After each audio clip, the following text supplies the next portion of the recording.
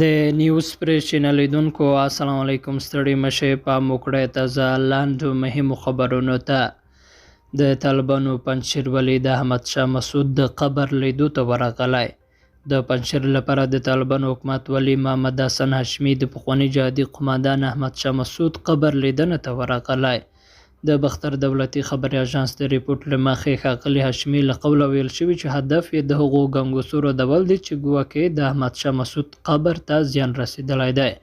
د روانې میاشتې لومړیو کې پر حواله رسنیو یوه ویډیو کلیپ کې لیدل کېدل چې د پخواني جهادي قوماندان احمد شاه مسعود د قبر ځینې برخې ویجاړې شوې.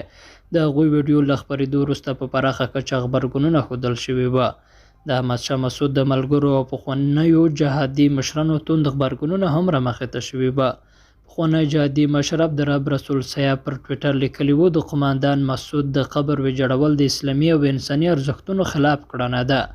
پخواني ولسمشر حامد کرزي ویلي وو د افغانستان دښمنان نشي کولی په دا ډول ناکامه هڅو زموږ ملي مشرانو ته سپکاوی وکړي. اوس د طالبانو والي له قبله ویل شوي چې د ښاغلي مسعود قبر خوندي دی او د امنیت لا ټینګښت په پار یې ساتندویان ګمارل شوي دي. نوموړی وایي د قبر او شاوخوا ساحې تنظیف لپاره هم کسان ګمارل شوي دي.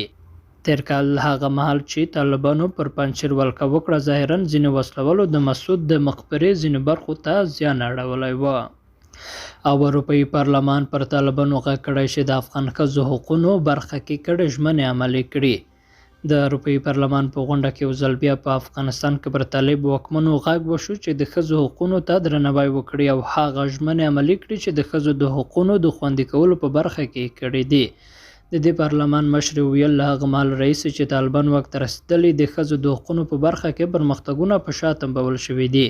په ورته مهال د افغانستان لپاره د امریکا د سفارت چرسنبالي ویلي هغه افغان مېرمنې چې په افغانستان کې د خپلو حقونو غوښتنه کوي افغانستان نه ګواښي بلکې د طالب چارواکو لخوا د افغان ښځو او فعالانو بې ځایه نیونې د دې هېواد ثبات تر سیوري لاندې راولي. قدرمنو لیدونکو له ملتیا ومننه.